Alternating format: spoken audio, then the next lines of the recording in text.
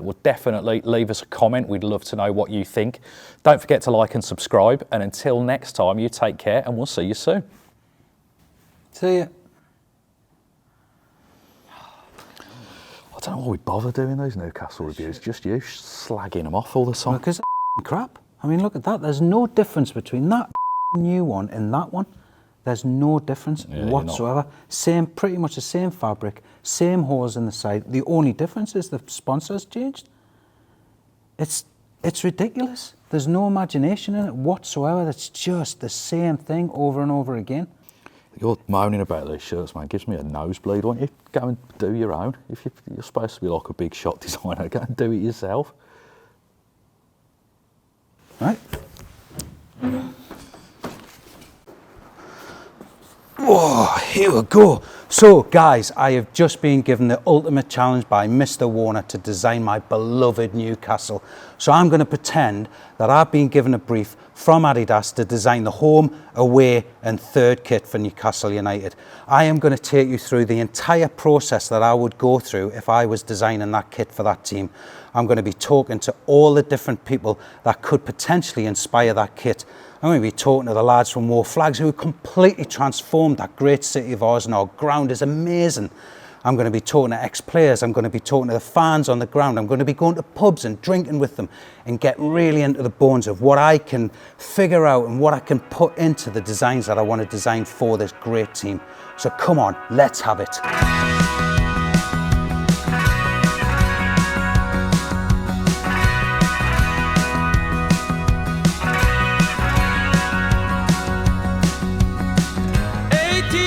Growing up around this great city was such a privilege, man. It was so cool. Everybody that I used to remember going to nightclubs, we used to go to Walkers and Rock Shots, we used to go to all these great places. But the fabric of everything that we did centred around St James's Park. Everything was about football. If the town was buzzing, it was probably because Newcastle just stuck a couple of goals past Man United. Kevin Keegan gets the hat-trick. Or Man City. Here's the cross, Buglass header. Brilliant goal. Or possibly even our arch rivals, Sunderland. Shearer hits it. Never in doubt. Back in the 80s, I used to ride around on my BMX with my Newcastle United kit on. Every Saturday I'd go through to Newcastle with my big brother and my dad sometimes. And you know, it was always so exciting when I used to get on the X25 from Crampton all the way up to the Haymarket in Newcastle, which just used to bring you right outside of the ground almost. What an experience that was. And back in, when I was going to the games, I mean, the Gallagher, you used to stand there and you used to almost get carried out as you were coming out of the ground because it was so packed. My God, these were just memorable times. The place is absolutely jumping when we start to win games, and we've got it now. We've got it back. We're back into those times of the entertainers. We're still fighting for this title. I will love it if we beat them. Love it. When we can start dreaming about what our great team could be like. What a feeling it is being back in this place. That's probably one of the most integral parts of designing any football kit of any place on this planet. There's no point in trying to design a Barcelona kit if you don't go there and get into the tapestry of that city. You absolutely have to do your research. We talk a lot about, it's probably 2 hours of design work that you do, but there's probably 20 hours, 30 hours of just pure research, desktop research, looking at the past football kits that they've worn, why they've worn those certain colours. I'm going to be talking to ex-players, I'm going to be talking to the lads from War Flags, we're going to talk about the heartbeat of that city, the landmarks, all the great bridges that we've got there, everything that goes into that great city, and how can I unearth those gems that are going to give us all the opportunities to make really unique kits for Newcastle United.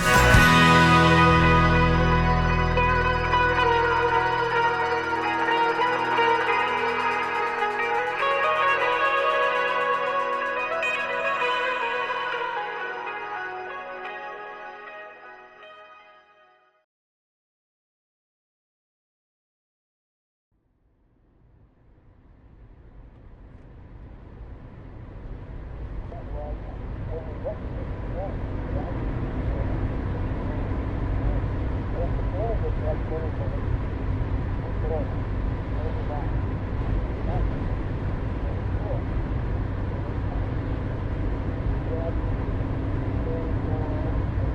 you like? I was just thinking. Could you not like? Could you read that from there and then you not see that behind me, will you? Oh, that's even better. You've done this before, haven't you? I've done variations of this because when I do interviews, can you see that? You can see that. Ah, right. Oh, well.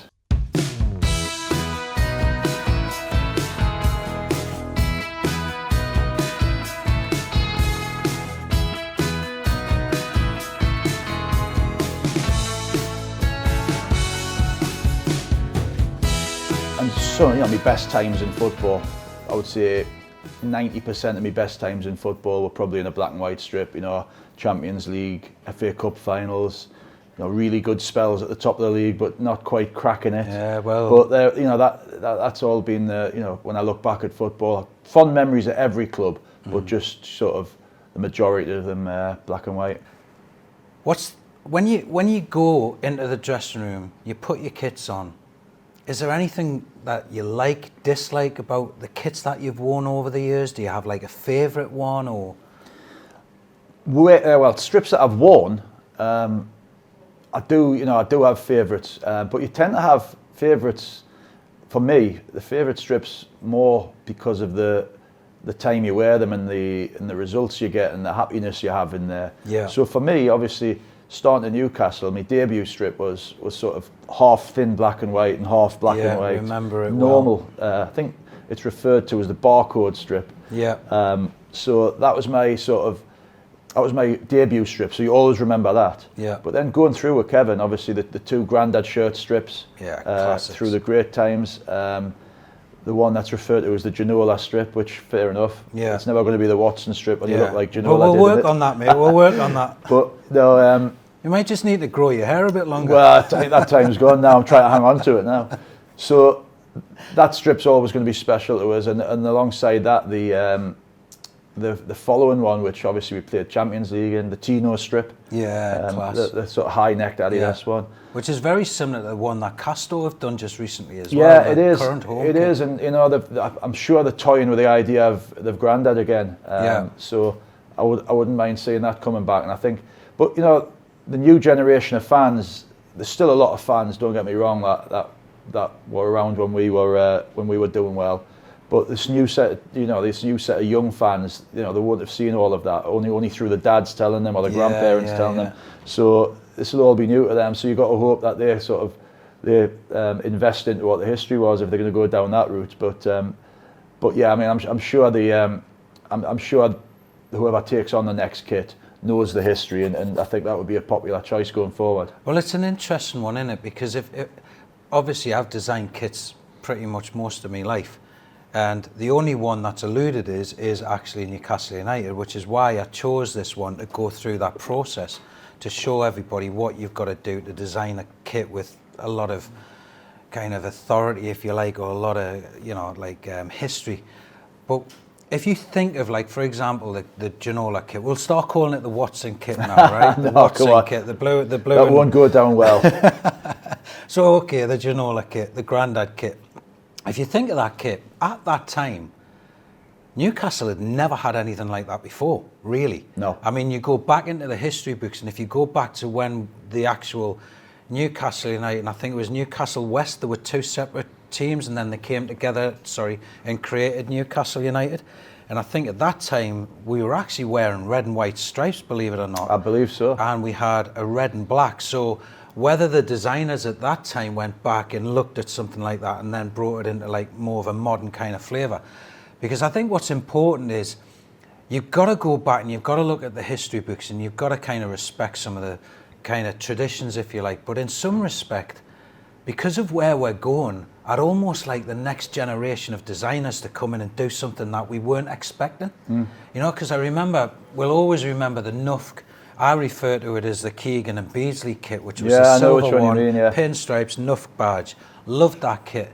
But then, lo and behold, Puma did a version of that quite a few years later, and it was an absolute dog of a shirt. It didn't look really nice. The fabric was horrible.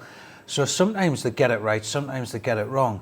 But if you think of like all of the kits, whether you were wearing them or not, or whether it was Villa or whether it was Everton, was there a kit there that you think, God, I would have loved to have seen that again, so I could have worn that? Is there any kits that stand out that you would love to have worn?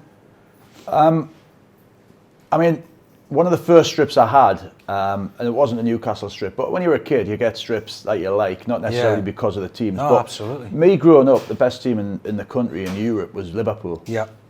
So I always remember, and it wasn't a million miles away from the silver one for Newcastle, which I had and I loved, because silver was the first silver strip I saw. Yeah. Was the yellow red pinstripe Liverpool strip. So that was a strip. So just to get this straight, I wasn't the only Toon fan to have a Liverpool kit. I did have the yellow strip. I had the yellow Everton away strip. I think it was. I think it was Hafina was the sponsor, or NEC, one of the two. Just so my Everton colleagues don't think I was biased against Liverpool. Throw cabbages at the but I even had like I remember I'd never seen a Kappa strip before, and I for Christmas I got the Kappa strip, the Juventus strip, but it was almost like woolen material with big white pointy collars. Now, it was more the fact that it was a novelty of the Kappa strip, because at the time, a fortune now. Now I should have kept hold of it. But at the time, Kappa was purely sort of casuals wear, like alongside Tashini and Alessi and Fila. That's right. So for Kappa to go into football was just a novelty. So I thought I'd ask for this strip because it would look, be unique in football, but it actually, as wearing it was awful to wear. And the way I sweat, which was a lot, I wouldn't have lasted 2 minutes in a woolen strip or a heavy strip. Some of the fabrics back in those days were horrendous. I don't know how football players. Heavy material, like rugby shirts, really. Some of them. But as much as I remember all the strips, I really loved training kits as well. All right. So.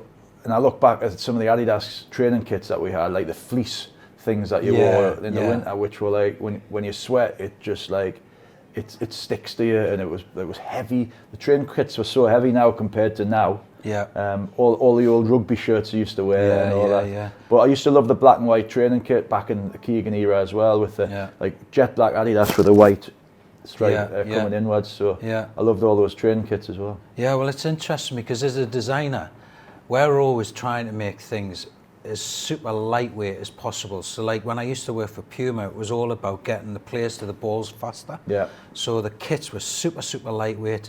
When we did the Brazil kit for 2002, we were looking at it from a completely different perspective, because the environment that we were playing the game in was going to be really humid, really hot, and it was all about 2 layers. One of the layers was woven, the others was a mesh and stuff. So we're always tinkering around with stuff. But nowadays, there seems to be so much emphasis on what people call templates. So we're starting to see a lot of teams all wearing basically the same jerseys, but they're just coloured slightly differently. So I'm hoping we're going to see a change in that as well. So you must have seen a huge change in the fit of strips as well. I remember. Well, Kappa's a great example, right? They done the Wales strip, didn't they? And I remember hearing John Hartson in the interview. He must have been livid. Well, I think it was on the border of him retiring, and I remember him saying, like, I'd have to get somebody to help me off with that strip, help me get it off. So, so that they have changed a lot. But if you look at the average footballer now, they're all just supermen, super athletes. There's nothing on them. They're all Gareth Bale's a perfect example of a physique for a footballer now. Good golfer now as well. He is, I believe. But back when we played, we were all different shapes and sizes. Obviously, we were all fit because we're Premier League players. Yeah. But there's a lot of big lads there. I was a big lad as my career went on. When I finished at sort of Sheffield Wednesday, still playing good football in the Championship, but I was probably knocking on 15 stone.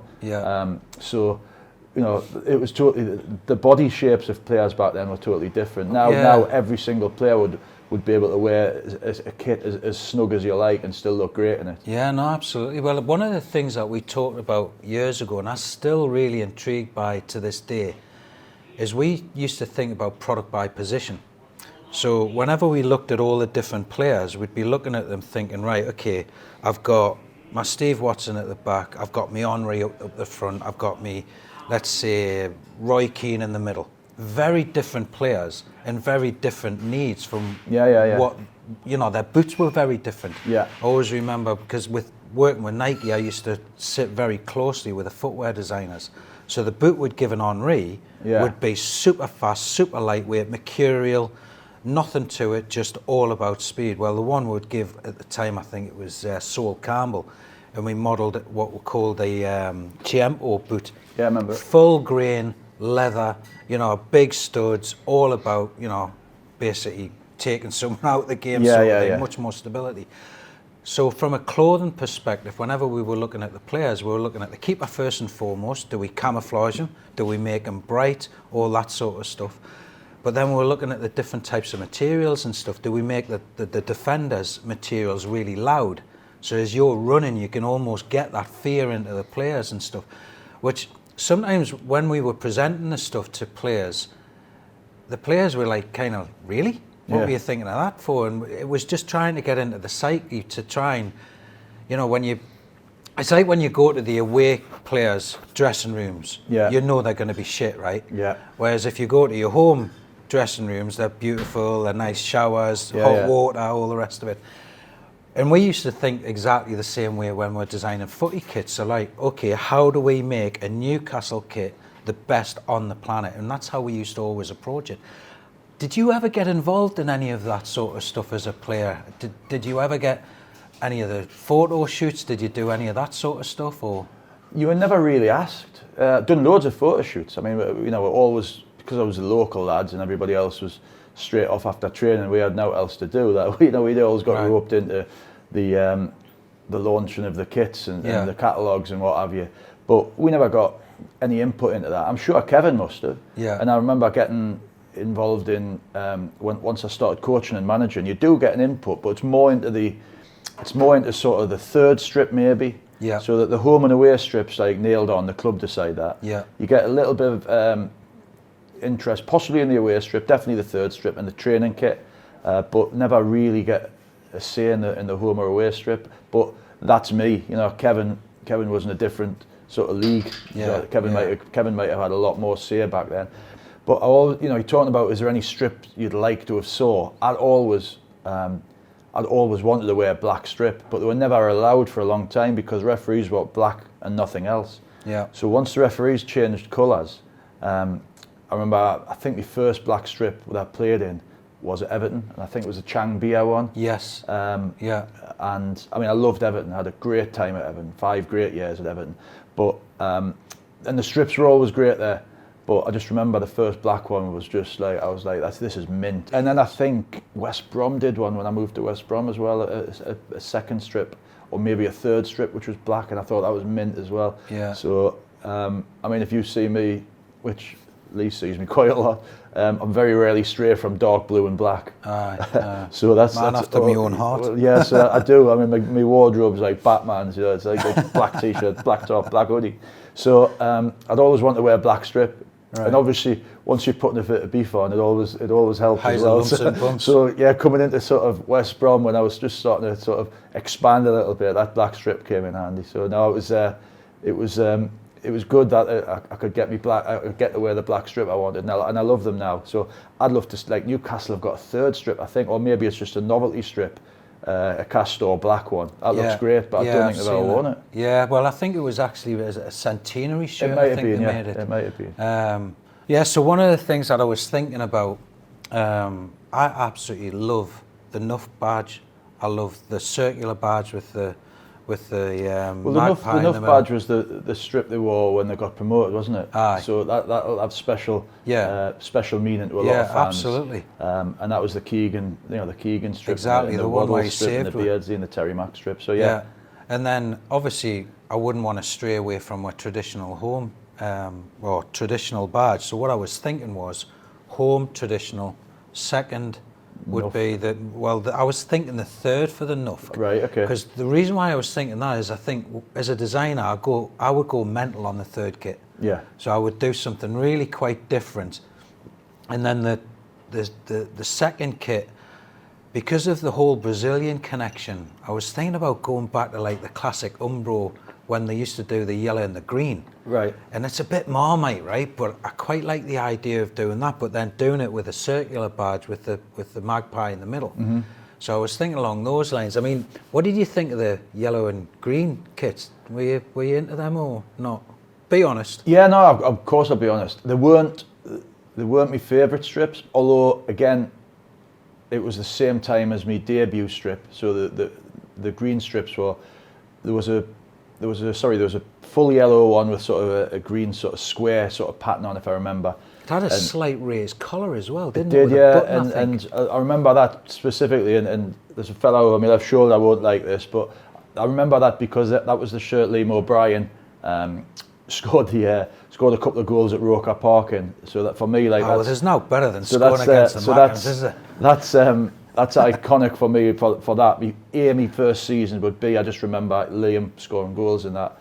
And then there was a yellow and green full striped one, wasn't there? Yeah. Never really too keen on that. Right. But yeah, I mean, my favourite away strips have been the same era that we've mentioned. You know, that from sort of Kevin's first 2 or 3 strips. Right.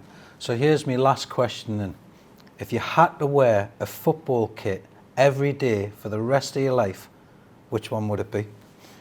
Well, my favourite strip's the Grandad shirt one, but for me, the way I look now, I'd probably have to take the black Everton one. But that's not for football reasons.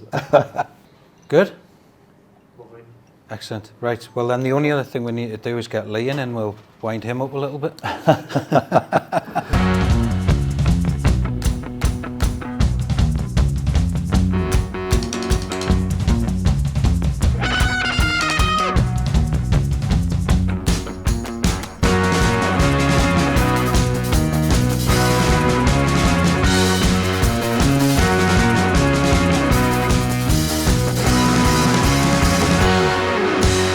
I was growing up, I'd want the kits and you'd wear the full outfit, you'd wear the top, the shorts, the socks, the full Monty. And you still do that now? And you would, especially going to match. But I think a lot of over the last few years as well, you see people wearing them like with the casual stuff, with a pair of jeans. Go, might go to the pub or whatever, I mean, I know obviously some places don't want you to wear football colours at times during the course of the game, but I see it as more, it's keeping with the imprint of the club and all that. For example, when Newcastle, the black and white stripes, etc. But it's to try and you can wear it all in all ways, if you know what I mean. As a strip, you can wear it with your jeans. It's so interesting do you know what I mean? say that, right? Because you're absolutely right, the observation, and now that whole kit community, they're collecting kits like the old kits. Well, the retro kit stuff's all massive. Oh, absolutely. So like wearing kits all of a sudden is all back in vogue, and so it's great to see. So for me, it's been brilliant. So like over the last 2-3 years, I've just got people wanting to talk to us and speak to us about kits that are designed and why did they design them that way and all that sort of stuff. But yeah, so it's interesting the way it's all gone, like, absolutely. So if you had to wear a kit for the rest of your life, which one would it be? And it doesn't have to be one you've worn. It might have been one you played against. If you had to wear one and you had to wear it every day, and I'm not going to ask you to wear Sunderland, but if you had to wear one, or I know Stevie's in the back there, if you had to give Stevie one to wear for the rest of his life, which ones would they be? Well, for me, the one that always stands out is the Grandad collar, black and white top. Black and white one? Yeah. The brown ale. Brown ale, absolute quality. I mean, that's the one that just... I think that was the one when I played that made me think it was going to a different level in terms of the standard and the quality of the kit. As a fan, mate, that season, because we had that, and we had the maroon. Oh, here we go. We had the maroon and blue away kit. Yeah, I mean, that is something special. That's just top class. Does that take you back? Oh, amazing quality. I mean, honestly, and obviously, people outside of Newcastle doesn't really understand what this means unreal. to the region. Yeah. The Such brown- a shame it's now brewed in bloody Leeds. Yes, the Blue Star and the Brown Ale. Well, it used to be just outside St I know, James's Park, I know, didn't it? I know. So the link was there. There was Yeah. huge links between Scottish and Newcastle breweries and the football club. I mean, everything at that time was perfect, wasn't it? Mm-hmm. Sir John Hall, the team, the entertainers, Keegan, you guys. I mean, mean, I even- remember as a fan, man, I mean, it was like what I feel now. I just couldn't wait for Saturday. And I think when I touched great. on about the becoming a little bit fashion, the way they went into the grandad collar, because like shirts at that time had them types Aye, of collars aye, as well, like aye. you know, something you'd wear with Yeah. your jeans, but then the away kit, the hooped one with the David maroon Ginola and blue. one. Aye, aye, and even the shorts, that's different class. Oh, it was class, and the weight of the fabric of that Yeah. was really quite robust. And I Yeah. always remember, I'd gone on holiday, and I'd gone to Australia, and I had my tune kit with us. And there was a guy came up, he says, "Oh, listen, I'm a Man United fan, but can I buy your top?" I says, "What do you want to buy me top for?" He says, "Because Newcastle Brown Ale in Australia, it's the best drink ever, man." And he only wanted to buy because it had the Newcastle Brown Ale top on. I didn't sell him it. So this one in the away kit of that season, and obviously, you know, that's the season that group of players was remembered for when we came so close, but yet so far. And the ones that would challenge that is, I loved the silver kit from the 80s. Aye, the Nuff one. Aye. With When I got that for Christmas, it was that was brilliant. That was Absolutely brilliant. absolutely buzzing. I loved that, and the yellow was it Greenall's kit, the yellow and green one that Yeah. we played with in the early 90s. That's famous when Liam O'Brien scored the free that's kick at right, Roker aye. Park. That's right, aye. So it was yellow and with a bit of little Any green. kids go down in history when we score against Oh, the aye, Netherlands. definitely. But for ones that I like grew up wearing the silver one. I remember Terry Mack and See, it's Beasley for me. Kevin Keegan and Peter Beasley. Terry, all I think day. they scored an overhead kick at Craven Cottage, actually. aye. Not that I knew I was ever going to be playing for those two clubs, when it's I was mad, wearing that mad, silver eh? kit when I Mad. was just a kid. So, but this one, it'll always be the Top one of for the me. list. Yeah, I mean, Aye. they're all special when you get the chance to wear the black and white strip. But So if you were going to design one, right? Last question. I know I said it was the last question earlier. So if you were going to design a kit, what would it have to include for you? You know, I know we've got Saudi owners now, so we definitely can't have the brown ale. Mm-hmm. But what like, would you want to see another badge come back? Would you play around with that? What would you do with it? Red and I white like stripes? the NUFC one. I like the NUFC quality, one. Absolute quality. I've We got to don't say, I use like that that enough. one. Like, it's Yeah, class. I loved that. In terms of what would have to replace the brown ale, It's going to be Saudi Airlines by the looks of it, isn't it? it looks that way, doesn't it? But I was just trying to think more of a local brand, that's known a bit around the country. But Would be class if we could do that though, eh? Mm-hmm. Would be class. But money talks these days, doesn't it? well, listen, it absolutely does at the top level, and I would imagine for whichever company gets their name on the front of Newcastle United shirts going forward, are going to have to pay a substantial handsome amount, ransom. but they're going to get a lot of coverage from the back of it as well. So But the region means an awful lot to the fans, and they want to see the history, the heritage, the provenance in our kits, right? the fans must have found it difficult because they want to wear their colours. They want to wear the club colours at the stadium. They want to wear the strip. They want, home or away, or they want to wear, the tracksuit top or whatever, or the club coat. Or there's a story. I mean, Steve's probably playing in the game, and obviously Peter Beardsley was an absolutely sensational player. Probably, in my opinion, the best to wear a black and white shirt. Yeah, one of the best. And definitely. Peter would do some crazy things in terms of what he could do with the ball, and he was, as you mentioned earlier, when Ferguson was talking about peripheral vision and all that. Yeah. Peter had done a lot of things where he'd just take a quick look up, and we're playing one game, and it was a really bright day at St James's, and there was obviously thousands of fans in, and 95% of them must have had a black and white shirt. Peter's quickly just looked up and rifled one of his famous passes that just go a couple of foot off the ground straight into the east stand. And we were like, look, because we're amazed, like, is it St. Peter? You've never done that before? And he's like, oh, I just seen all them, like, the black and white tops, and just fired it at them, thinking it was probably John Bettison bombing down the left wing or something. And it was, no. I'm surprised one of the fans didn't cross it over for him or something, finish it off. No, it was, but, you know, and I think everyone's getting back to that stage in terms of the Newcastle fans.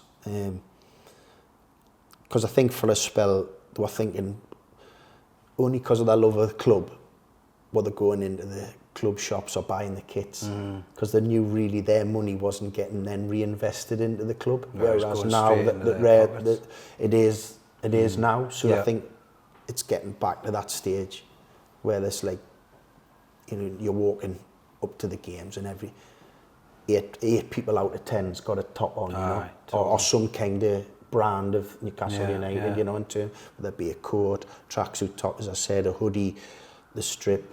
One of the things that I had for you as a parent, right, the frequency of football kits. So back in your day when you were playing, that kit lasted for 2 seasons.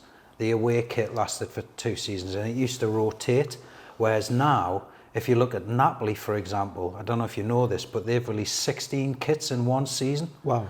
So imagine what that's like to parents who are struggling and so on and so forth. Now, I don't want to lead the witness, but were you excited every season when you got a new kit, or did you like having... You mean as a kid? Well, both, probably as a kid and as a player, because as a player, you would get familiar with the kits and there would be all the memories that go with it. As a kid, you probably... I mean, as a kid, it was Christmas time or birthdays, you know, you got that kit. But as you say, in them days, those kits lasted 2 or 3 seasons, didn't they? That's right, But as you say now, I mean, majority of clubs as well have got three kits, haven't they? Well, Newcastle with Castro's got 4, plus a training top. They had to put an extra kit in because they didn't get 3 that would large. Well, when I was growing up, it was the home and away strip, and it was the club tracksuit, and that was it. But now, as you say, they've got training kits, they've got different training kits if they're in the Champions League. Yeah, that's and right, they've got some of them, as you say, the 4 kits, and so it is tough for the parents, because you know the young boys and girls now, the kids, they want to have the latest one, don't they? That's right. You know, they want to go into school, or they want to go to their football matches, where they play with the current kit and all that, and it is an expensive position to be in, to try and keep the kids happy. But you know, as I said though, the good thing about them now is you can wear them all of the year round in various different ways. You know, you can wear them as the full kit, or you can put them with that jeans or whatever. So at least you're getting a lot more wear out of it in terms of. I remember my first one was the old Buckda one. It was it was a white with the black buck that down the tracksuit top. Yeah. And black with the white Buckda. Yeah. I mean, I think back now it was like I must have looked the right lunatic, but I thought I was the dog's like, and I had it, you know. So we all do though, don't we? Aye. Well, anyway, thanks again, Lee. Anytime. Much Thank you. appreciated, Thanks mate. very much. Right then, cool. I listened to a couple of lads in the above.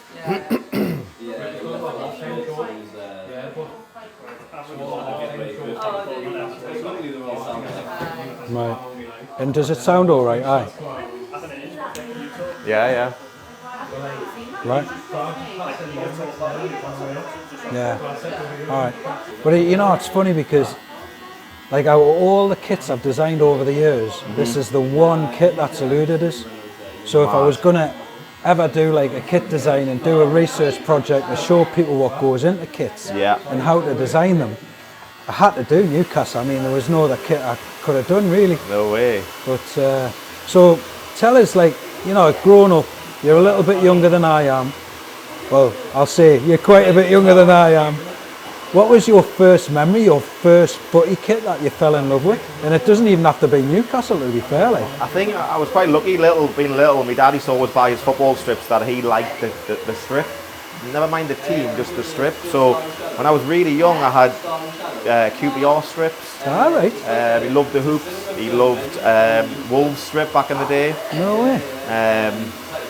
I had the Scotland strip. I remember being very little, Oosh, and it was the away strip, and it was on purples, and it was just a nice kid. I think he liked it. He would never wear them, but the son could. And then my first Newcastle one really was probably a hand-me-down off my brother, the silver one, like back in the day. Oh, no way, with a nuff on it. Yeah, it was beautiful. My brother tried to wear it, kept wearing it, but it was getting smaller and smaller, you know, so it got passed down to me. So I think that was my first ever strip. And it was a Bella. It was beautiful quality, beautiful colour. Yeah, no, absolutely. I think Puma tried to imitate it. I don't know, maybe it's 5 or 6 years ago or something, or whatever it was. Didn't quite do the justice it needed, like, but absolute quality kit.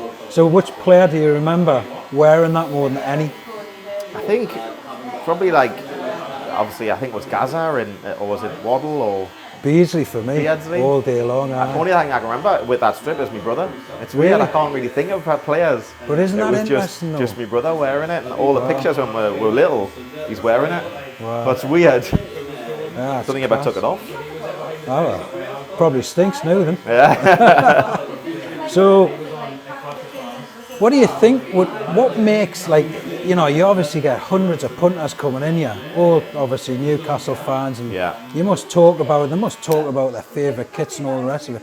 What makes a great Newcastle United kit? I think definitely half of them it's memories, memories of the strip. I think people have liked, and that's always been their classic. But I think the biggest when people talk about the strips, it's the brown ale, I think, for most people, if you asked. The star, the brown ale sign, things even down to the shorts. I've had strips where I love the shorts and the socks. Yeah. Nearly more than I like the top. But I think it was the being black and white. There's been a few over the years where they've changed it. Too black or too white. Too thick or too thin. And it's that classic black and white strip that people love. But you just can never please anybody though, can you? Because like, one season you'll do just the standard stripe, and if you dare to do the same stripe the next season with maybe a V-neck, it's like, oh well, you're ripping us off because it's not that different enough. Yeah, I think that's the hard thing. I mean, the Grandad collar's probably the most classic one everyone loved. Yeah. And then they try to change it, it's never really been right. No. Because it's never going to be that strip. Well, I think that's the challenge that you have as a designer. You're always looking at ways of, well, what am I going to do? Am I going to give them something completely different that people are either going to love or hate? Or do I just keep rekindling the old flame, if you like? Classics. And it's trying to find that balance, isn't it? Yeah, totally. It'll be hard. Aye. So colour-wise, I mean, I was speaking to a couple of ex-players and they kind of get the David Ginola colourway out their head, like. Yeah. But it's so true. It's such a nice dominant colour, isn't it? And there's been a few that colour over the years, and I love the colour itself. Yeah. But the stripe one, when they brought it back out, it went nuts. Everyone loved it. I've got to say, Puma, that was arguably one of the best Puma kits it did. Like, definitely, it was beautiful. Just that little gold accent just took it to another level. I thought, like. So, it's interesting. So then, one of the things that I'm trying to do is, I'm trying to bring as much culture into the design as humanly possible. Yeah. So, you know, what are the things for you, from a cultural perspective? Forget football for 1 minute. What are the things that, like, you love Newcastle for? What are the things that you think, God, I'm so proud to be from Newcastle? What are the things that, like, you know, you just love about the place? I love the skyline. Wherever you are, wherever you're coming into the city, you see the skyline, especially come over the bridges. Yeah. Once you see that skyline, you know the castle, the cathedral. At the top you get St James's. Lucky enough to work just off Grey Street, so another beautiful street with landmarks. So that's definitely something that I think of Newcastle. And then also the brown ale store. Yeah. What unfortunately probably never happen again, but I definitely think the skyline of the city is something that I've always liked, and obviously it's been done before on strips, and I think it was a classic with fans. So what do you think with holds for the future? Would you like to see Adidas back? Oh, 100%. I think every time I look at the old strips, I mean, I loved A6 back in the day. I think it was my favourite ever strip. Funny one, isn't it? Because it was my first strip I got. Nightmare getting it like it was always clicking, you know. So it was always, by the end of the summer, it was in bits. But Adidas strips were brilliant. Good quality and stuff. They were great. So one other big question I've got for you then. So out of all the badges we've had over the years, which one's your favourite? I think the one we've got now is probably up there, just because I've had it nearly all my life, and that's been the one. Yeah. But I think the round one with the castle on and the magpie, the magpie, that's a classic. But then the silver one again, it was just simple, and it works. Yeah. I love the old school stuff. Yeah. It's something that I wish they kind of would bring back. So what I was thinking through the design, could I bring back all 3 badges? Yeah. So for the home one, I would probably do the classic one, the one we've got now, as we love. And I was thinking for the second one, to bring back the circular one, with a magpie in the middle. I'll be a big seller.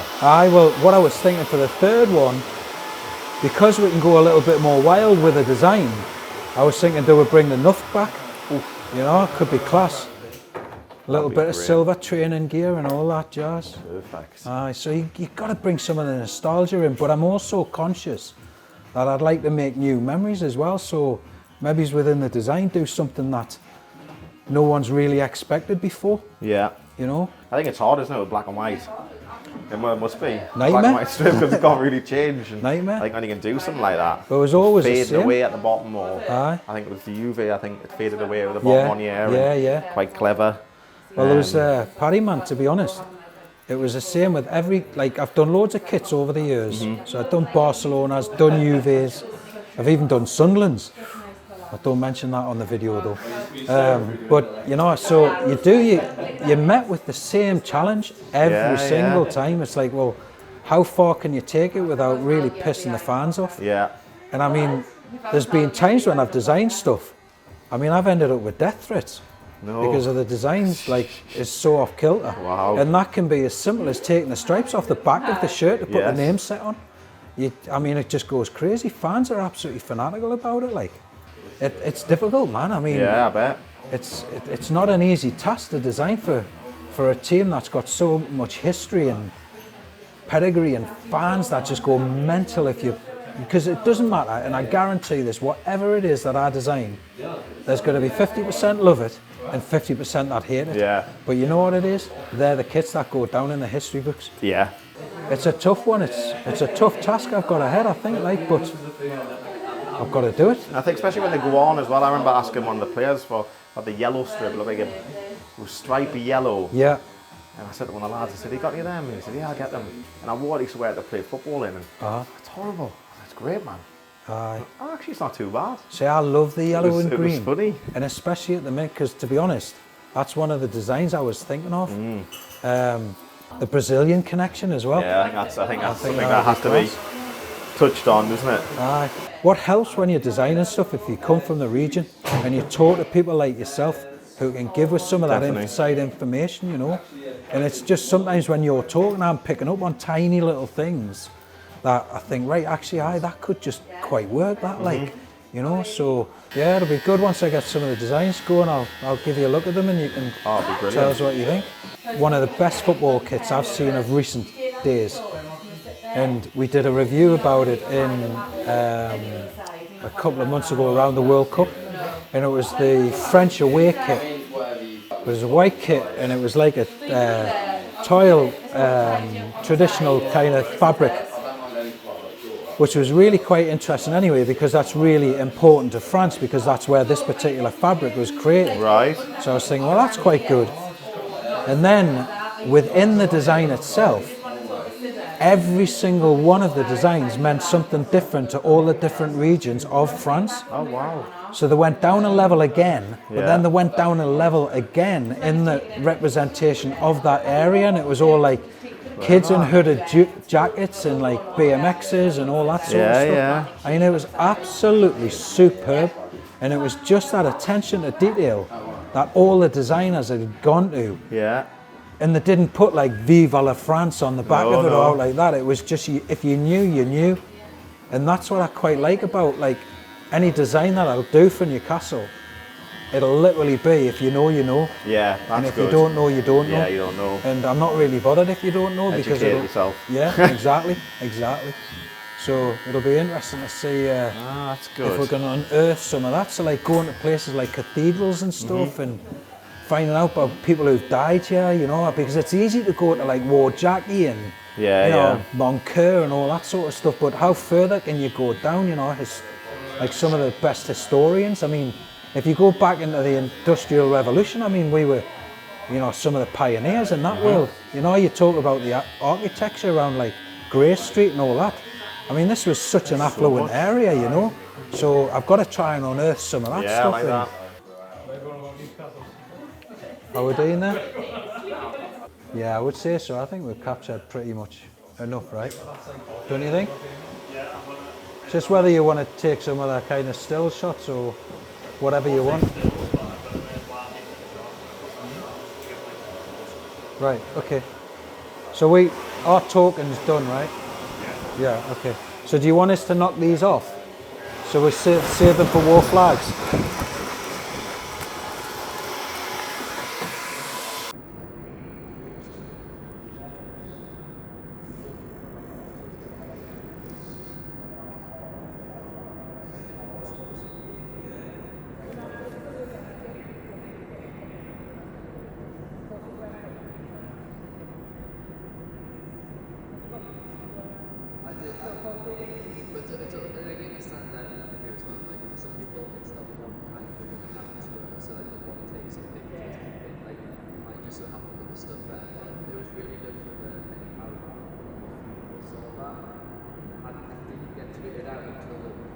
So like some of the designs we've got are like inspired by certain kits and like iconic kits. So for instance, against Leeds we had the denim one with the brown ale logo across the middle. So like part of what we do is we just pick up on like bits that resonate with the supporters and resonate with us basically. And like the designs aren't just about what the specific design is; it's about the memories that are part of it, and like it's about trying to pick the moments of when stuff's applicable as well. So that's a lot of what we do, is just like trying to choose the moments for what suits best. Mm-hmm. And is there any ones that really stand out where you think when that went up you're like, oh my god, my hairs are standing up on the back of my neck here? Like it's interesting because sometimes we get a real sense of achievement from what we do. So taking an example is the We Are the Mag Surfer, the huge one. Yeah. Certainly the first time we did that, we all were celebrating like we'd done a goal, like because we knew it was just something never done before in this country, like something on that size. Yeah. But then there's other like displays, a bit like what Adam's just described there about the Leeds one. Because you're just one in the mosaic, you've got no concept of how that looks. So not until you go back to your seat and maybe the ball goes out for a corner or something, or a goal kick, and someone gets a message and says, "Oh, it's on Twitter," like, or it's on wherever, and then you see it, and like sometimes you get that feeling like halfway into half or at half time, and it's like you don't really know what you've kind of achieved until it's been achieved, and sometimes that's a really terrifying thought as well. Yeah. I mean, from my point of view, like I've been on banners holding them, not necessarily even knowing what's been on them. But one of my personal like highlights where you said like the moment where you go, oh wow, was the Arsenal display at the end of last season. Yeah. So like we were in the Gallagate with holding the banner with the team photo and Newcastle United Football Club. So like essentially, when we got that up and we were like looking out at the rest of the stadium, we almost had the best vantage point for what the rest of the display was. Yeah. So we had the blue star in the Leazes and United in gold on the East Stand, and like when we'd been in for like 4 days setting up that display and like thinking it looked really good and just hoping that it looked that way when everyone came in, and then like actually seeing it in person like properly for the first time was like wow. Yeah, oh, wow. It's just an absolute wow factor. I mean, I remember I've been coming to St James's probably a wee bit longer than you guys because I'm a wee bit older, and I always remember the atmosphere has always been amazing. It's always been amazing, but I've never witnessed the atmosphere like it is now. Obviously the takeover is massive, but war flags have, I'm really not exaggerating, I genuinely believe you created something that is now going to be part of the tapestry of this great football club. And as I said, I mean, I can't imagine even trying to think about designing a football kit without some reference point to war flags, to what you've done. And you know, as I look through the stadium, as I'm on, you know, at the game days, I'm thinking, right, how on earth can I capture that into like some of the graphics and the designs that I'm doing? So once I've actually finished them, it'll be interesting to see how that all has mapped into the design ideas that I've got, because I think it is absolutely magical. It's been brilliant. And it's, yeah, I think just the fact that it's so recognisable by the players as well, because it's not just the fans that are getting involved, right? I mean, the players are all over this on social media, are they not? Yeah, I think what's been a key factor, I think obviously the takeover is probably the main sort of catalyst, if you like, but there's been a real drive for unity throughout the club, and that's been driven by the club predominantly. Yeah. The fans, even, you know, looking at war flags, we've been we've sort of sailed close to the wind a few times with the club in the past under previous ownership. Said what we thought a lot of fans felt at the time, but just done it in a constructive or clever way. Yeah. And the difference is now that we don't have to do that anymore. We can purely get behind the team, and that unity kind of reciprocates from the pitch to the boardroom to the stands, and that's where you get the players going on the likes of the Instagram accounts and backing us up, and hopefully they see that we're backing them up by doing individual player displays. For against Aston Villa this season, we had our Trippier flag ready for that, and like we dug back through and just picked at the quotes of we wanted to have a banner that went alongside it, and it was like earlier in the season he'd said like this city is believing again. I think at the time that was just a perfect example of like just perfect for what the display was going to be and what the mood of the fans were, and that like almost like we didn't necessarily think it was that big of a thing to say, and then like we saw it on like Match of the Day focusing big on it, like we saw it on a number of different news outlets, and it's, like and I think it's the part after the display where you almost realise how much it's resonated and picked up on the mood. So like we try and do it the best we can all the time, but like sometimes it's better than others. Yeah, I mean, it's interesting, isn't it?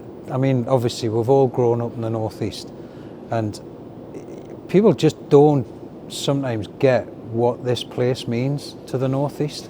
And it's, you know, those 14 years of pain that we've had in recent times. I mean, we've always been an up and down club, to be fair, but as you were saying before, the way that the city's coming together, I mean, it's really special. How important do you think the fans are to, like, you know, this? Well, to the club, obviously they're really important, but what is it about the fans that make this place so special? I think, from a personal point of view, it's a sense of unique identity. I think certainly being a one city club, and you know, dare I say it, even Sunderland will feel this way, and they're a passionate fan base as well. It's one city clubs, and there's a focal point almost, and that unique sense of identity makes everyone that little bit more impassioned and a little bit more of a siege mentality almost, because people probably feel like, you know, when the guys go out on the pitch, they're representing the city, and they want to be represented the best way possible in the stands. So I think that's where a lot of it kind of comes from, and that's probably a little bit different to some clubs, like, you know, in Manchester there's two big clubs, Liverpool two big clubs, London dozens of big clubs these days. So it probably gives us that unique identity, I would say, for me. And then, Adam, from your perspective, what goes into a great football kit design? What would you love to see? So, like, there's some bit focus on like try and replicate bits from the past, and I don't think there's anything necessarily wrong with trying to pick at different bits, but like it's like just blatantly copying it, I'm not a particular fan of. And just like, I think one of my things over time with football kits is just the different fits and how they've evolved over time. Like, I've got loads of football shirts, and like when you wear the older ones, like it feels weird having like the arms like down here. It feels almost wrong. So I definitely think to like keep up with the fitting of the times. Yeah, like the modern fits. Yeah. I'll be like, I love a long sleeve football shirt. I'm pretty gutted at the minute that it's kind of disappeared, right? Yeah, I was hoping like Ronaldo coming back to the Premier League brought, like, Man United had long sleeve shirts basically because they had to for him. I was hoping that was going to spark a thing across the Premier League, but I love the option of having a a long sleeve shirt, and just like especially with the Newcastle like black and white stripes, it's like keep it simple. Like it can still have some design in it, but I mean we've had some ones in the past where the one we got relegated in where it had the like blue stripes going across and like the blue back. I just thought that I never thought that really worked at all or said anything for the area. So try like even if it's just little subtle bits. Like I quite like it was the last one Adidas did for us. They had like seahorses engraved into the. So just a subtle touch at least that brings home something about the city, something about the club, whilst also like keeping it clean. Yeah. So Chris, would you say it's you've got to understand the heartbeat of the city, and anything that goes into a design has got to reflect the design of or the culture of the city, really, right? That's what you're saying. Yeah, I'd say so. History obviously always plays a big part in its tradition, isn't it, to wear club colours, if you like. So obviously black and white stripes is caught in Newcastle, for example.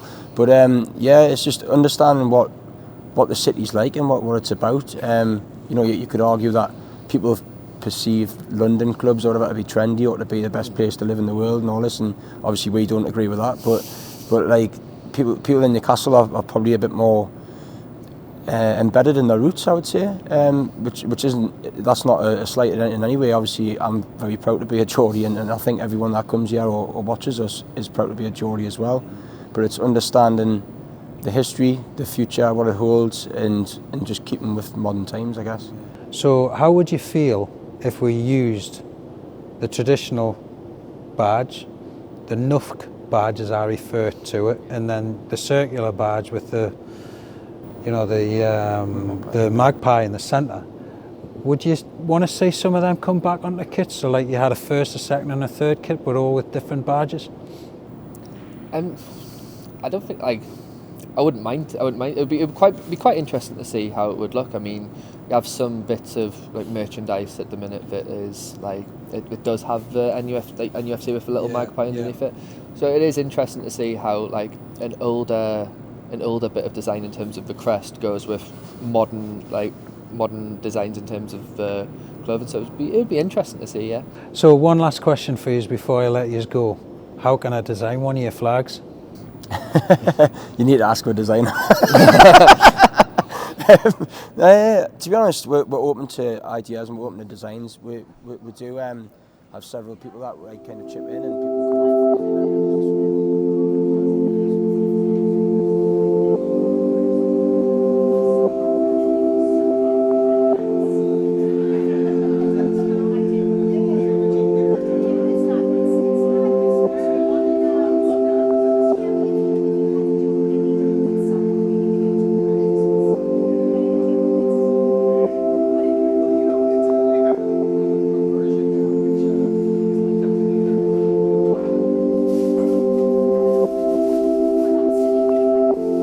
So I've got all of my little cues, my little phrases. I've spoke to so many different people, barbers, I've spoke to war flags, I've spoke to, ex-footballers, I've spoke to, people in museums. I've gone to places like the Baltic, I've gone to the Sage, I've visited all the different bridges, I've sat in pubs all over the city, I've been to the Newcastle itself, I've been all over St James's Park obviously, and then ultimately I've been to one of the games and taken in the atmosphere that I absolutely love, and most football fans will for all of their teams. But now what's important is I start getting into my design work.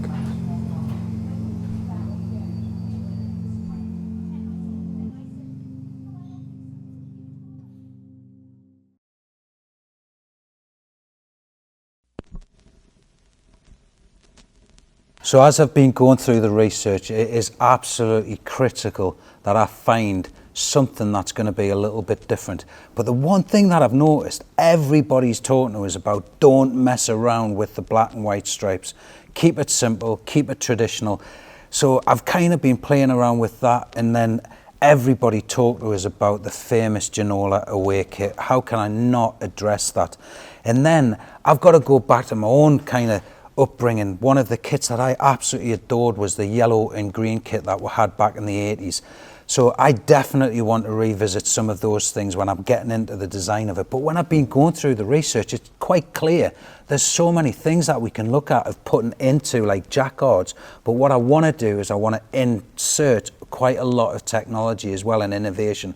So there's a lot of polyester out there, and there's a lot of recycled polyester, which is great, but I'm thinking lyocell, I'm thinking plant-based fabric, so you get the same technology out of it, but ultimately it's something that's better for the environment.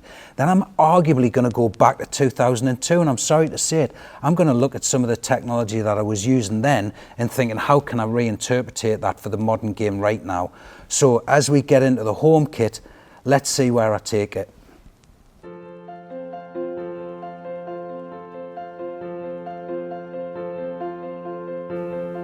So on the home kit, like I said, I've got to keep this traditional. I am looking for a black and white stripe that's so simple and so easy on the eye. But what is really important for me is I like to bring a lot of attention to our crest. So I've made the center stripe just that little bit larger, and it's a little bit wider than the other stripes that complemented around the garment. I've also brought gold back in. For me, gold is synonymous with our badge, and it's really important. So we've got a new sponsorship logo for this season, and I've popped it out in gold this time. We've got the 3 stripes over the shoulder, which again, I've played around with that. I've put a little bit of a gold tinge to it. Flip the thing round, we've got a new font that I've used for the back of the shirt, which I know the Premier League is going to introduce one standard font for everybody, but to hell with that, it's a project. I'm going to have a bit of fun with it.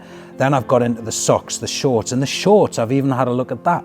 And I'm thinking, right, I'm going to do a nice 2-in-1 short.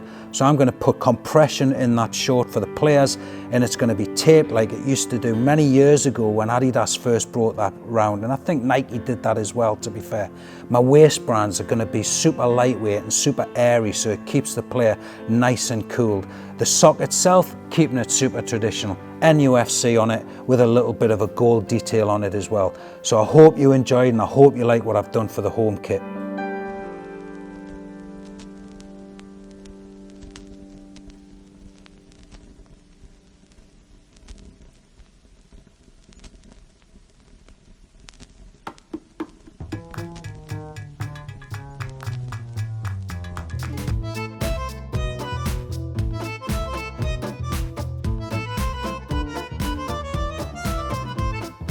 On the away kit, how could I not have a look at the famous David Ginola blue and red striped shirt? Absolutely love this kit. What's important for me is we've got some of the best crests ever. And I remember so many conversations on social media about which crest we should and shouldn't use. In my case, I'm using all 3. Hey, it's a project, I can do what I like. So I've brought back one of my favorite NUFC logos, which is the one that I refer to as NUFC. So what I've done is I've basically taken that Ginola style, if you like. I've done a collar on it this time, so it's a traditional kind of 1970s style collar that I've been inspired by.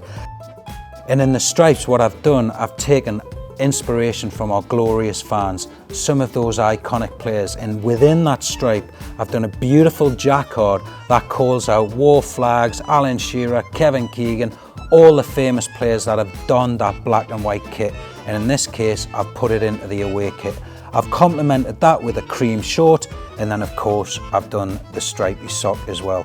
What I have done, which is really important for this, is I've also brought the traditional font back on the back of it. So again, I hope you like that one.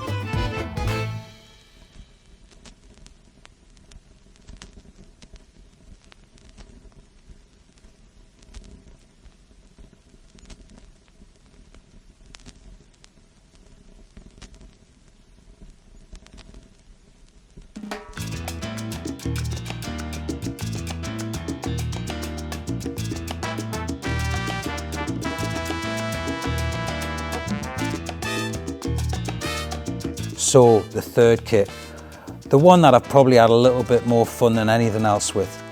One of the kits that I've been inspired by for this is the Peter Beardsley NUFC silver one with a pinstripe going through it. So rather than doing a silver shirt, I've actually done it in the green and yellow. And what I've done is a tiny little pinstripe that goes through that just to reminisce that back. I've put a gradient print through it as well, so I played around with the colours. What I love about this more than anything is I brought back the trefoil logo from Adidas. And one of the most iconic shirts that we had back in the day was Bukta. If you remember, the Bukta went down the arm, and we also had Umbro do that as well, where the diamonds went down the arm.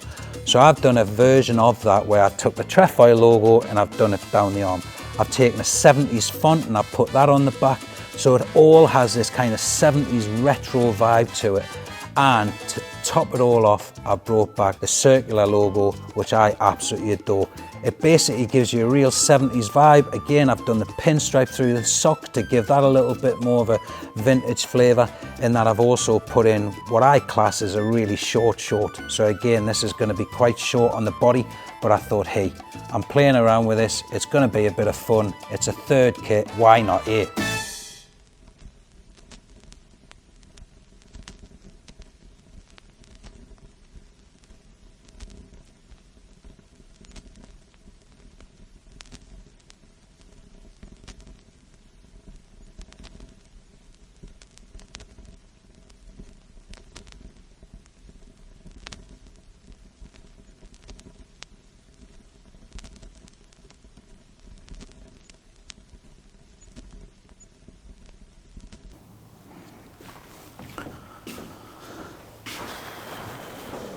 Where have you been? You've been gone ages. I'm bored to tears. Yeah, what have you been up to? Not a lot. Scrolling through WhatsApp, see what rubbish people have been sending me. What have you been up to? You're signed out soon, Really? Something I can go on. Yep. Nice one. You keep this as well.